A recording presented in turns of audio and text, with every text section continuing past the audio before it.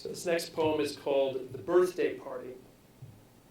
And I wrote this poem for Heidi, actually, a couple of years ago on her birthday, which is April 1st, April Fool's Day. And for the astrologically inclined in the audience, it's worth noting that when Heidi was born, the sun was in Aries, the ram. Rising on the horizon was Leo, the lion.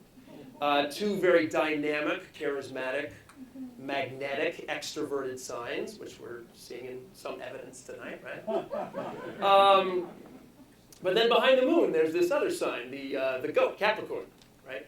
And having been married to Heidi for 16 years, I'm familiar with there's some consternation around, this Capricorn moon, this serious side, this, plodding, hardworking, dour. You've heard her mention it tonight. So part of the point of writing this poem was to celebrate that other less celebrated aspect of Heidi and of her chart. So the birthday party. I can't imagine it was easy for the goat. When she received the invitation to the April Fool's party, which was, of course, a birthday party too, knowing that the ram and the lion would be hosting. The goat probably thought she was to be the fool herself, the serious one in the corner as the others frolicked and jousted.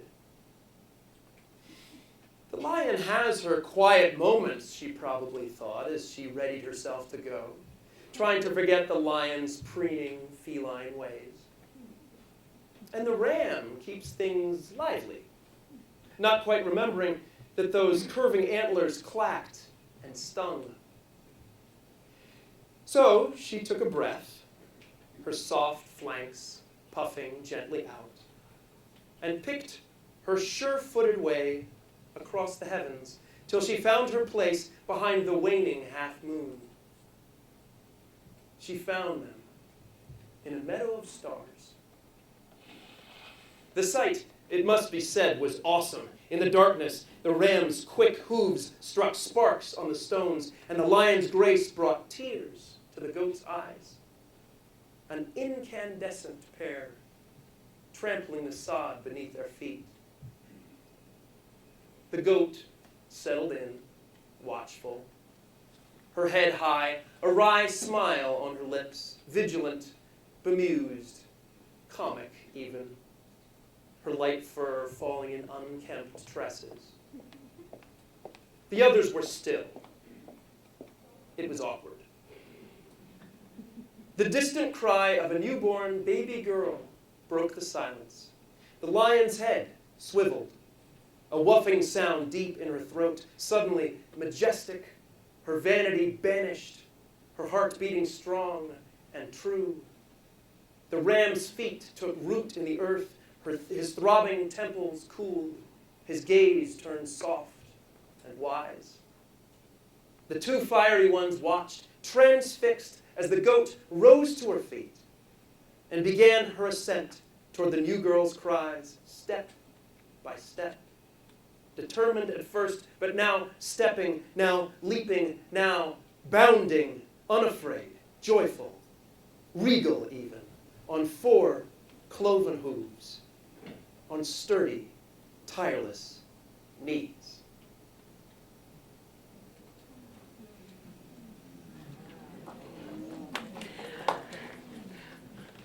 I will say that when he gave me that poem, we were at a restaurant, and